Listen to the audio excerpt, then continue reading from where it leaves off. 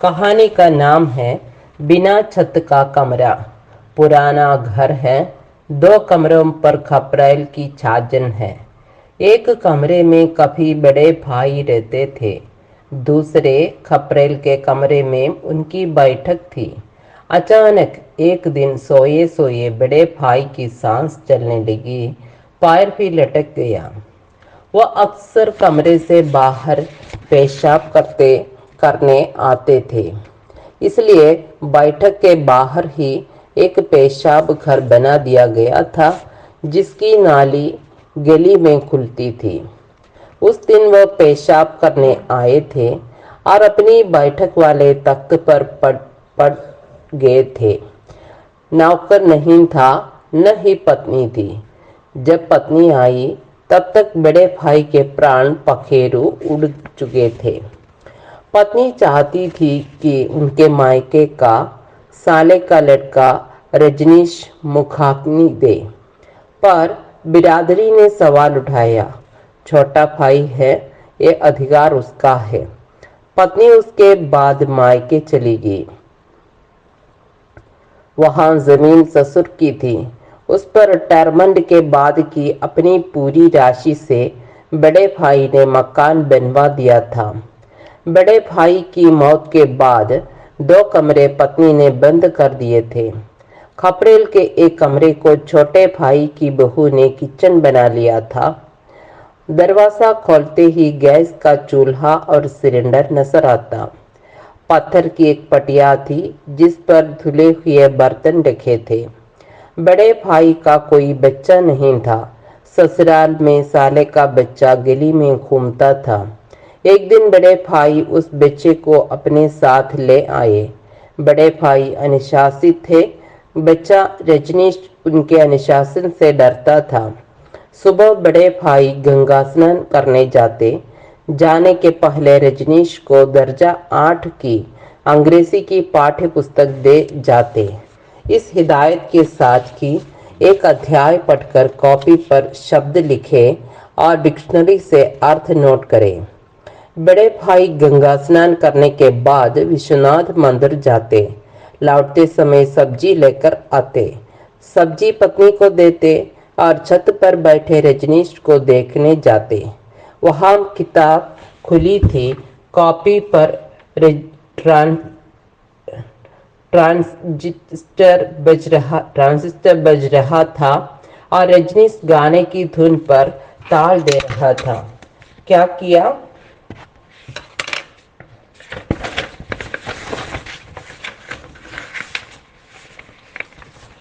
रजनीश हड़बड़ाकर उठा और भपक कर रोने लगा।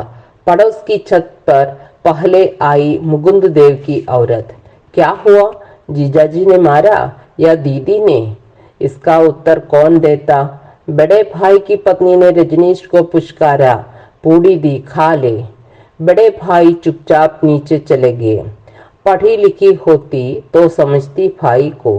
ऐसे कब पढ़ेगा? पूजा घर में पार्वती और उमा दो तस्वीरें थी शिव की। भाई ने शिव की पिंडिका को दूध स्नान कराया। अक्षत और रोली पार्वती और उमा की तस्वीर पर लगाई। तब तक पत्नी ने थाली परोस दी। बड़े भाई ने गंगाजल तुलसी डालकर थाली भगवान के आगे रख दी। अगर भगवान खा जाते तो जीजा क्या करते? रजनीश ने धीरे से कहा और छत पर जाकर शब्द लिखने लगा। समय बीतता गया। रजनीश ने आखिर बड़े भाई के दबदबे के नाते हाई स्कूल पास कर लिया। वो अब अपने कमरे में गाए या फिल्मी एक्ट्रेस की तस्वीरें दीवार पर चिपकाए। बड़े भाई ऊपर नहीं आते। वो तो बंदर। जब छत की सिल्ली पर कूदते तब रजनीश नीचे आते। यहाँ मैं रहूं या बंदर? दफ्तर से आते ही बड़े भाई के सामने यह समस्या रखी गई। बड़े भाई ने सोचा और देखा, जाकर क्या पढ़ता है रजनीश, जिससे खुश होकर बंदर उसकी छत पर हुड़दंग मचाते हैं। कमरे में एक बड़ी तस्वीर मीना कुमारी की थी, दूसरी नरगिस की। और जुल्फी संवारते हुए रजनीश गाना गा रहे थे, जहां नहीं नहीं चैना वहां नहीं रहना। बड़े भाई के बाद रजनीश और उसकी मां चले गए अपने शहर। बड़े भाई के मरने पर रजनीश को गोद ले लिया था बड़े भाई की पत्नी ने, पर बिरादरी के दबाव में रजनीश को यह अधिकार नहीं मिला था जो उसकी मां चाहती थी। कमरे के बाहर की छत चू रही थी। छोटे भाई को लगा कभी भी मकान मालिक नगर पालिका में शिकायत दर्ज करा सकता है। उसने किराया नहीं लिया। छोटा भाई कचहरी गया और ट्रेजरी में किराया जमा करने लगा। अब छोटे भाई और उसकी पत्नी खपरेल के किचन में खाना बनाते। बड़े भाई ने खपरेल की ढालवाम छत हटाकर छत पक्की बना दी थी। उसी पर एक कमरा बनाया था रजनीश के लिए। उसके नीचे है अब छोटे भाई का कमरा, जहां रिटायरमेंट के बाद वह सोता है, अखबार पढ़ता। पंखा लगा है। 2 बड़ी खिड़कियों से अच्छी हवा और रोशनी आती है। वहां बैठकर छोटा भाई बिजली के बिल, पानी के बिल और घर खर्च का हिसाब डायरी में रोज नोट करता है। छोटे भाई की बहू कुछ दिनों के लिए मायके चली गई थी। वह न जाती, पर ससुराल से बड़ी बेटी आई थी। उसने देखा गैस जल रही है और माँ जमीन पर पड़ी है। वो माँ को लेकर लेडी डॉक्टर के पास गई। आकर कहा, पापा, माँ की बच्चेदानी में ट्यूमर है। सारे समय बक बक करती है, मेरा सिर दुखा करता है। डॉक्टर ने कहा है तुरंत ट्यूमर का ऑपरेशन होना चाहिए। छत पर जो कमरा है उस पर बंदर हुड़दंग मचाते हैं। तेरी माँ को डर लगता है ऊपर का कमरा गिरेगा और वह नीचे मलबे में पड़ी रहेगी। पापा, ये सब बातें बाद में भी कर सकते हैं, अभी माँ को अस्पताल ले जाए। मुंह फेर कर छोटे भाई सीटी से नीचे चले गए। दोनों में सेव लिया।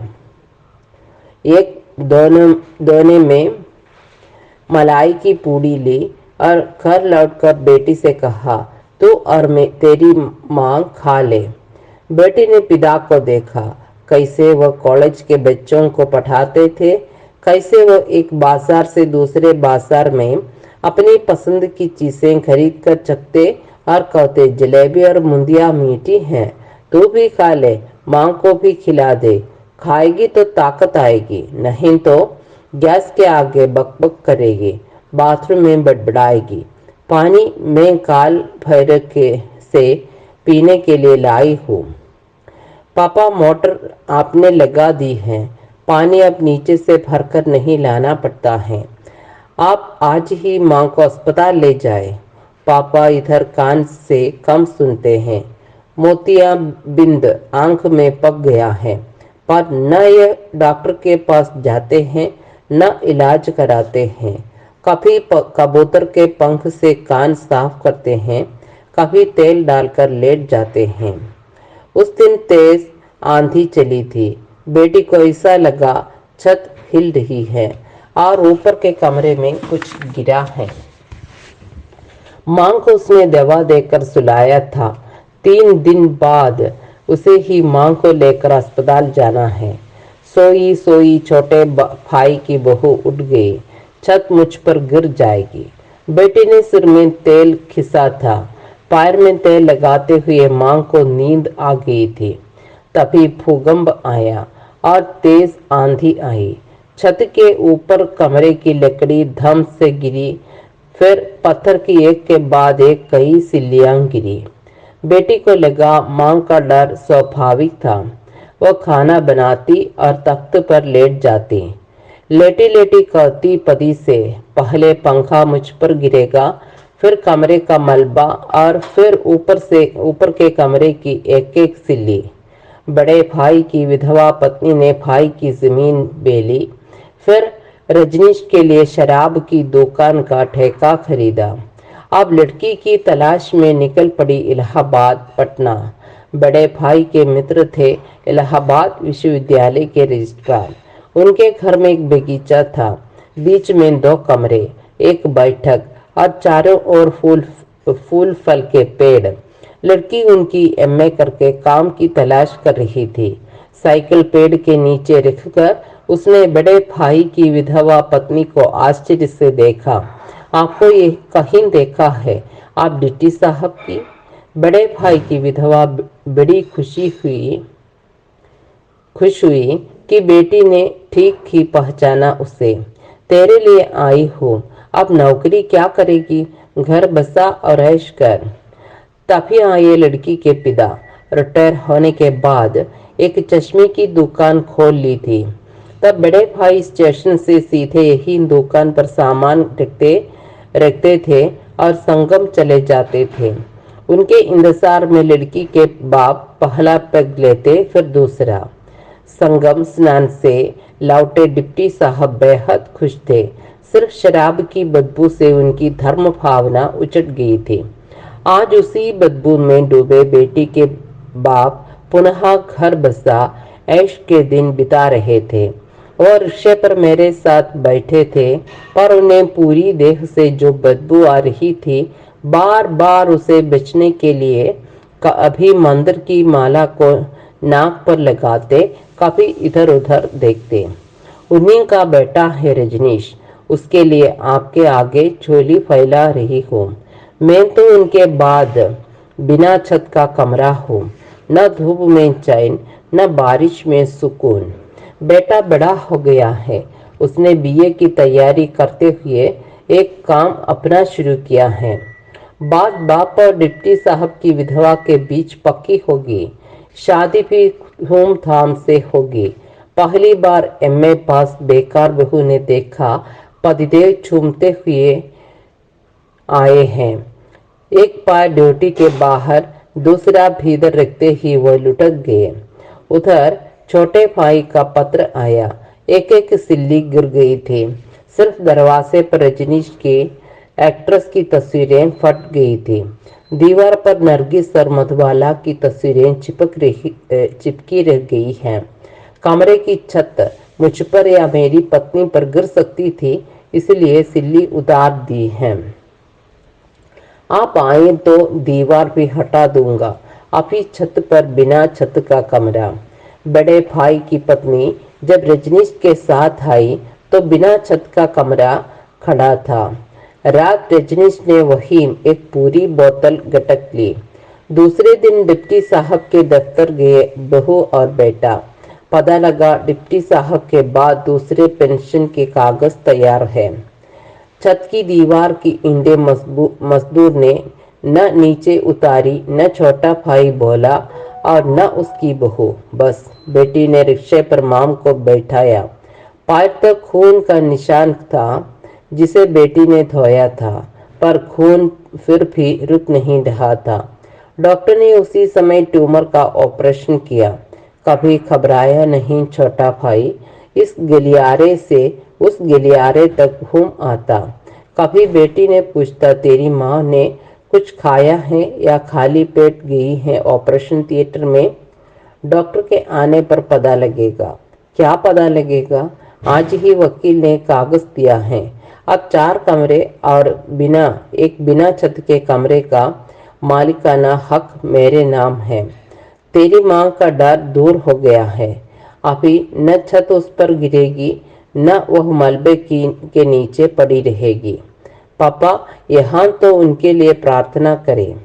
कल बड़े भाई की विधवा पेंशन लेकर आई थी और रजनीश ने 2 कमरों में अपना ताला बंद किया और जाते हुए धमकी दे गया है, देखे कौन हमें बेदखल करता है। आखिर बिना छत का कमरा तो गवाह है। पापा ये सब सोचने का वक्त नहीं है, अभी माम पर सोचे। तभी नर्स ने आकर कहा, मरीज का ऑपरेशन सफल हुआ। बेटी भागी हुई मां को देखने गई और खींच कर ले गई पापा को भी।